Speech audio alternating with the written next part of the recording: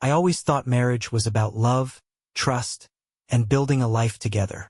I never imagined that one day, I'd be sitting across from my wife, realizing that she saw me as nothing more than a stepping stone to a fortune. It all started when my father visited us one evening for dinner. He had been retired for a few years but still had the sharp mind of a seasoned businessman. Over grilled salmon and mashed potatoes we started discussing the business, the one I built from the ground up. My wife, Julia, listened carefully, asking more questions than usual. "So, Dad," I said, cutting into my food, "what do you think the business is worth now?" He took a sip of his wine, then leaned back, tapping his fingers together in thought. 15 million, conservatively, he said. "Maybe more if you find the right buyer." I laughed, shaking my head. "I'm not selling." But across the table, Julia's eyes gleamed in a way that sent a chill down my spine. After that dinner, something changed. Julia started asking more about the business, way more than usual. She had always been supportive, but never particularly interested in the day-to-day operations. Now she wanted details. "How do you handle contracts?" she asked one night while we were getting ready for bed. "Why do you ask?" I chuckled, tossing my shirt into the hamper. She shrugged, smoothing lotion over her hands. "Just curious. I mean, if something were to happen to you, I should at least understand how things work, right?" A weird feeling settled in my stomach, but I brushed it off. Maybe she was just thinking long-term like a responsible spouse would. Then she suggested something that nearly made me drop my coffee the next morning. I was thinking, maybe I could be added as a co-owner? She said it casually, like she was asking me to pick up groceries. I stared at her. "Co-owner? Well, I help with things at home, and your work is a part of our lives. It just makes sense, doesn't it?" I set my cup down. "Julia, this is my business. I built it from scratch." Her lips pressed together, but she quickly masked her irritation with a soft smile. Of course, I was just thinking out loud, but the thought had already been planted, and I wasn't the only one who saw it growing. First, I tried to ignore it. Maybe I was overthinking things. But then, my father called me a few days later. "Son, I don't mean to interfere," he said, his voice steady but firm. "But I saw the way Julia looked at you when I mentioned the business's worth. You need to be careful." I exhaled, rubbing my temple. "Dad, come on. She's my wife. She's just curious." "Curious is one thing," he replied. "That look she had? That was something else." I brushed it off, but I started noticing things. Julia suddenly had an interest in our legal documents. She wanted to know where we kept important paperwork. She even suggested we get a shared safe for security reasons. One evening, I caught her on the phone in the kitchen, her voice low. "I just need to figure out how much leverage I have," she whispered. She went silent the moment she saw me. "Who was that?" I asked, keeping my tone casual. "Just a friend," she said with a too smooth smile. "We were talking about investments."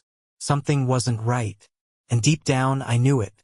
I wanted to believe I was imagining things. That Julia's sudden interest in my business, in our financials, in my assets, was just part of being a supportive wife. But the truth has a way of creeping in, no matter how much you try to ignore it. One evening, I came home earlier than usual. Julia was in the study, her back to me, flipping through a stack of papers. My papers. I leaned against the doorway, arms crossed. "Looking for something?" She flinched but recovered quickly, flashing me that same charming smile she always used when she wanted something. "Oh hey, I was just organizing a bit. You're always so busy, and I thought I'd help." I walked over and glanced at the papers she had spread out. Company documents, partnership agreements, tax filings. "Since when do you organize things that aren't yours?" My voice was calm, but my heartbeat wasn't. She sighed and set the papers down, tilting her head. "Okay, fine. I was looking at the business structure. I think it would be smarter if we legally own things together. As a unit. That way, if anything ever happened, we'd both be protected." I studied her, my stomach twisting. "If anything happened? Julia, what exactly do you think is going to happen?" She hesitated, then let out a small laugh. Oh, come on. You know what I mean. Life is unpredictable. There it was again, that carefully placed seed of doubt, the slow but steady push. But I wasn't a fool. I had seen men lose everything because they ignored the signs, because they believed a smile over the facts. That night, I made a quiet decision. The next day, I met with my lawyer. I need to make sure my business stays solely in my name, I said, sliding my documents across the desk. And I need to prepare for the worst. He raised an eyebrow.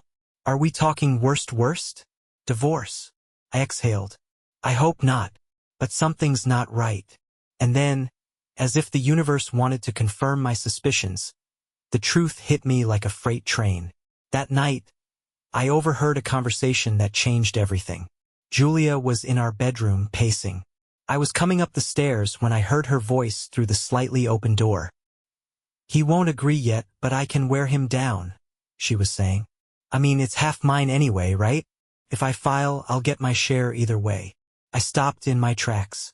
The voice on the other end murmured something, and she let out a light laugh.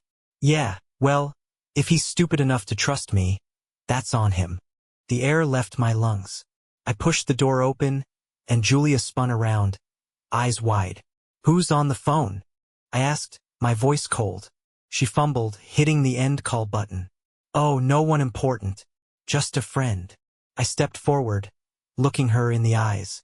A friend who's helping you figure out how to take half my business? Her smile faltered. You heard that. I didn't answer. I just walked out of the room, my pulse roaring in my ears. The next morning, I filed for divorce.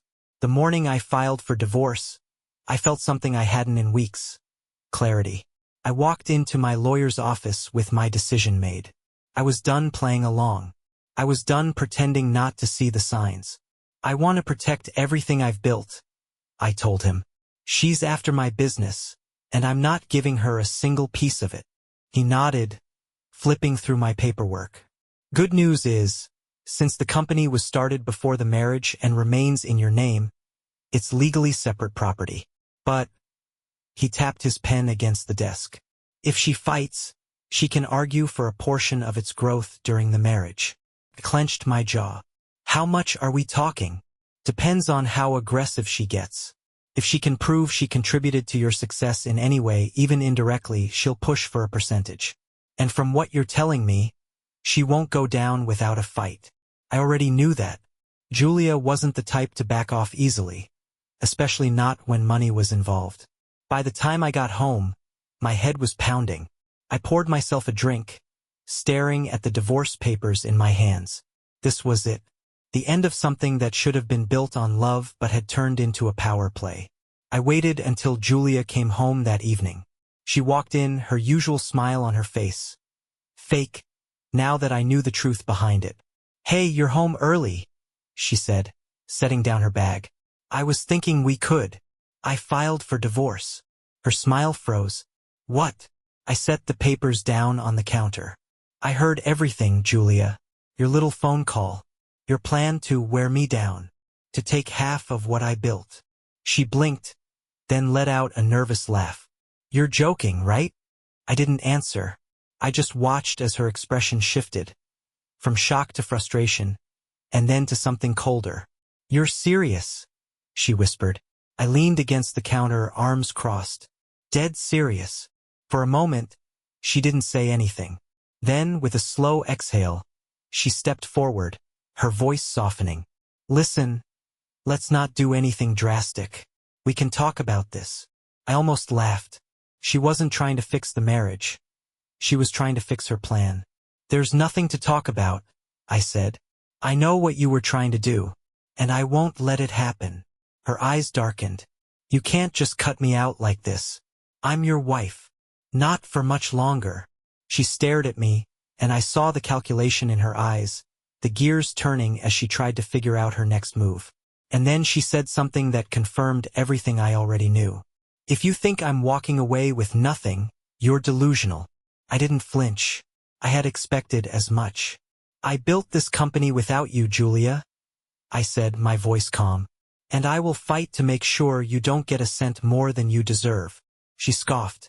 We'll see about that. And just like that, the war began. I knew Julia wouldn't go down without a fight. The moment I served her with divorce papers, she switched from shock to strategy. 2 days later, I got a call from my lawyer. Well, that didn't take long, he said. I pinched the bridge of my nose. Let me guess. She's contesting? Not just contesting.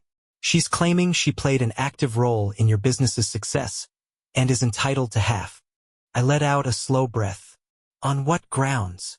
She's saying that by supporting you emotionally, maintaining the home, and offering advice, she contributed to the company's growth. I actually laughed. Advice? Julia doesn't even know what we do beyond the fact that it makes money. Doesn't matter, he replied. She's hired a strong attorney, and they're playing dirty. I wasn't surprised. Julia was never the type to leave empty-handed. That evening, Julia made her first move. I came home to find her sitting at the dining table, completely calm, sipping a glass of wine. She looked up at me like nothing had happened. We don't have to do this, you know, she said smoothly. Divorce doesn't have to be ugly. I raised an eyebrow. Ugly? You're trying to take half my business. She set her glass down. I'm trying to take what I deserve, and you know I have a case. Even if the business was originally yours, it grew during our marriage. I was there for you. I leaned against the counter, crossing my arms. Oh, I remember you being there. Like when you suddenly started taking an interest in our finances after my father estimated the company's worth. Or when you were secretly planning to wear me down into signing over half. She didn't flinch. You're making this personal. This is personal, Julia. She sighed, shaking her head. You know, lawyers are expensive. Court battles can drag out for years. Do you really want that? We can settle this like adults. You mean settle it the way that benefits you the most? Her lips curled into a smirk. I mean settle it in a way that doesn't destroy us both. I watched her, realizing that this was her real strength, manipulation. She wasn't just fighting for money. She was trying to break me mentally. But she underestimated one thing: I had no intention of losing. The next day, I met with my father. He had always been my biggest supporter, and when I told him everything, he leaned back in his chair, shaking his head. I told you, he said. That woman saw dollar signs the moment she heard 15 million. I rubbed my temples. Yeah, well, now I need to make sure she doesn't get a single cent more than she deserves. He nodded thoughtfully. Do you trust your legal team? I do. Good, he said, because I have an idea. And that's when we started putting the pieces together. I knew that Julia wouldn't settle easily. She had already made her move, and now it was my turn. I met with my lawyer and my father to strategize. If Julia wanted to claim she contributed to the business, we needed proof to dismantle that claim. My lawyer had already started gathering evidence, emails, financial records, and business logs, all showing that Julia had no involvement in the company whatsoever. But that wasn't enough. Julia was smart. She wouldn't make this easy. So we decided to test just how much she really knew. A week later, I invited Julia to lunch at one of her favorite restaurants. She was suspicious at first, but she agreed, probably thinking I was ready to negotiate. As we sat down, I casually brought up the business. You know, I've been thinking, I said, stirring my coffee. Maybe you were right. Maybe I didn't appreciate your contributions to the company enough. Her eyes lit up, but she kept her expression neutral. Well, I'm glad you're starting to see things differently. I leaned forward. If we're going to settle this fairly, I think it's only right that we evaluate exactly what role you played. Can you remind me which contracts you were most involved in? She hesitated for only a fraction of a second. Oh, you know, all of them, really. I was always there to help you with strategy and planning. I nodded. Of course. And what about our biggest clients? You had some direct involvement with them too, right? She smiled, but it was tight. Obviously. We discussed them all the time. That was all I needed to hear. Later that evening, I sent our lawyer the recording from our lunch. Nothing aggressive, nothing illegal. Just Julia incriminating herself, pretending to know more than she actually did. It was all we needed to dismantle her claims in court. But Julia wasn't done fighting. And neither was I. I had played my hand carefully, but I knew Julia wouldn't back off that easily. True to form, she doubled down. 2 days after our lunch, I received a letter from her lawyer. She was now officially demanding not just half of my business, but also alimony, the house, and a share of my other assets. It was laughable. "She's trying to bleed you dry," my lawyer said, shaking his head as he skimmed the document. "This isn't just about getting her fair share. This is revenge." I exhaled slowly, keeping my temper in check. "She really thinks she can take everything. She's banking on you getting tired," he said, "hoping you'll just give in and settle." She didn't know me as well as she thought. That evening, I returned home to find Julia waiting for me in the living room, her arms crossed. "Got your lawyer's letter," I said, setting my briefcase down. She raised an eyebrow. "Good. Then you know where I stand." I let out a short laugh. "I know where you think you stand, but I don't think you understand what you're up against." She rolled her eyes. "Oh, please. This isn't some game, and you're not some mastermind. The law is on my side, and no matter how much you fight, I will get what I'm owed." I studied her carefully. She was confident, too confident. "You keep talking about what you're owed, Julia," I said, stepping closer. "But what exactly do you think you contributed?" Her jaw tightened.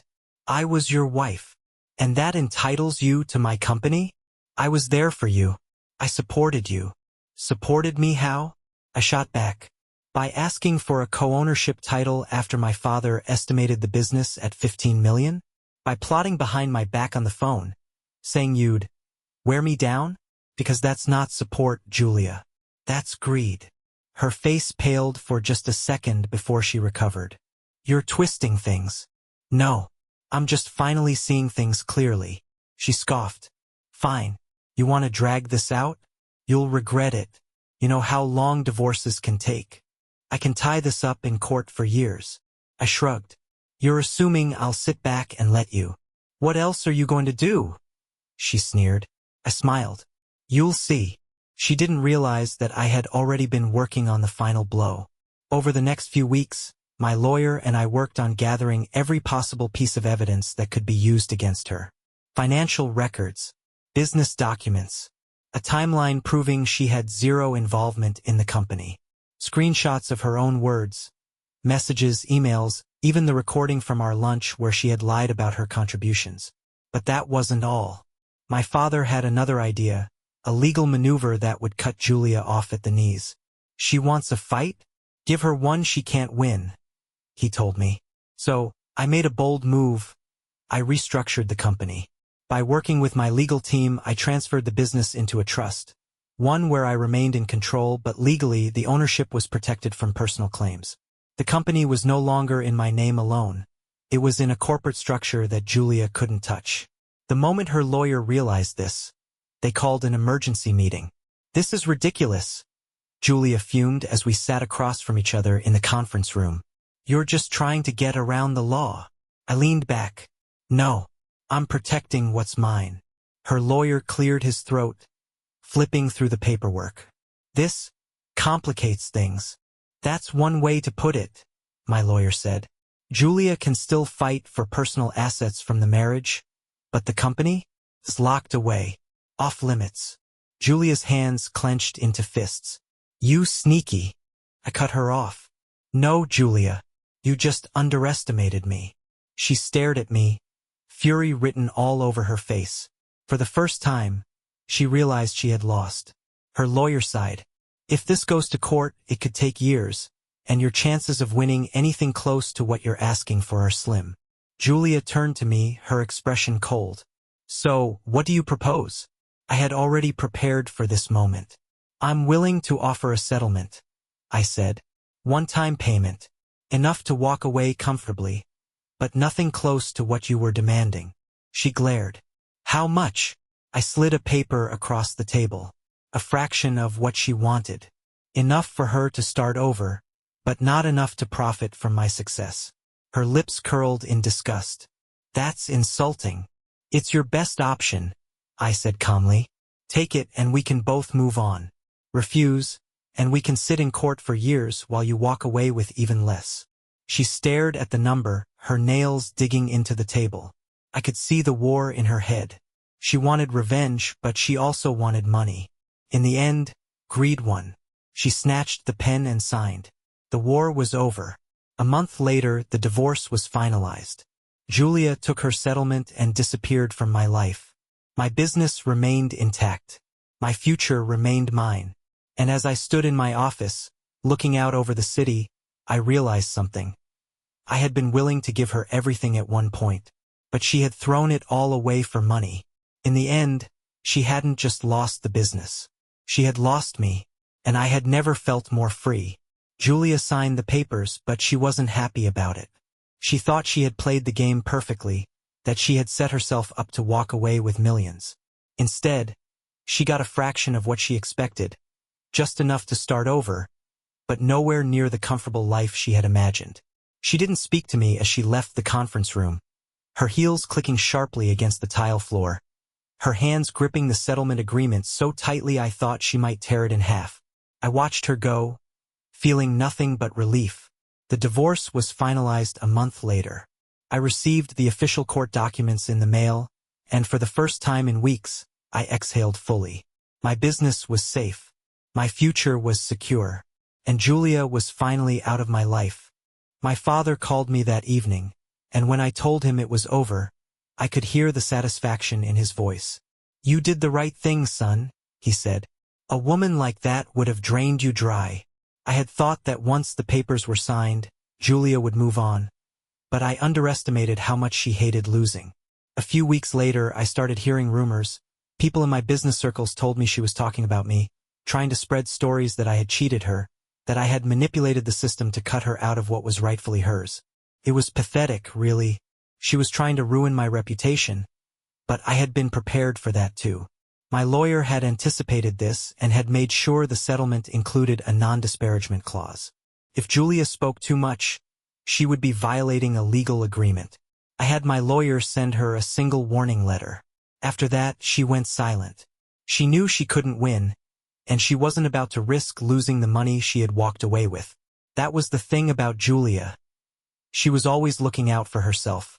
If it came down to keeping what little she had left or throwing it away just to spite me, she would always choose self-preservation. In the weeks that followed, I started rebuilding. Not just my business, but my life. It was strange, waking up in a house that no longer had her presence in it. Strange, but peaceful. I could finally focus on what mattered without someone constantly looking over my shoulder, waiting for their moment to take advantage. I poured myself into my work, into the things I had neglected while trying to hold onto a marriage that, in the end, had been nothing more than a carefully played con. One evening, I was at a networking event when I ran into an old acquaintance, someone who had known both me and Julia from when we first got married. He hesitated before speaking, as if debating whether to say something. "I don't know if you care," he said finally, "but Julia's been telling people she was the victim in all this, that you blindsided her." I smiled. "Let her say whatever she wants. We both know the truth." And that was the real victory. No matter what Julia told people, no matter how she spun it, she would have to live with the fact that she lost. She had gambled everything on greed, and she had walked away with far less than she had ever expected. Meanwhile, I still had everything I had built. For the first time in a long time, I felt truly free. Months passed, and Julia became nothing more than a distant memory. The chaos she brought into my life had finally faded, leaving behind something I hadn't felt in years: peace. My business continued to grow, stronger than ever, and with the legal barriers I had put in place, no one could ever come close to taking it from me again. I started traveling more, something I had always wanted to do but never prioritized. Julia had never been interested in seeing the world unless it involved luxury resorts and high-end shopping. Now, I had the freedom to go where I wanted, to make decisions without considering anyone else's hidden agenda. It was refreshing. One day, while having coffee at a hotel in Barcelona, I received a message from an old mutual friend. "You won't believe this, but Julia's already engaged. Less than 6 months after the divorce." I stared at my phone for a moment, then laughed. Of course, she was never the type to be alone for long. She always needed a new target, someone else to latch onto. Whoever this new guy was, I felt sorry for him. He had no idea what he was walking into. I typed out a short response. Wish him luck. He'll need it. Then I put my phone down and went back to my coffee, not giving it another thought. Julia was in the past. I had made my mistakes, but I had learned from them. The biggest lesson? Never ignore the signs. I had seen glimpses of who she truly was before I married her, but I had convinced myself that love was enough, that she would change, that we were a team. I wouldn't make that mistake again. The next time I chose to let someone into my life, I would be wiser, more cautious, not guarded but aware, because love wasn't supposed to be a battlefield, and marriage wasn't supposed to feel like a business deal waiting to be exploited. As I finished my drink and watched the sun set over the city, I felt lighter than I had in years. Julia had tried to take everything from me, but in the end, she had only freed me. And that was the greatest victory of all. The end.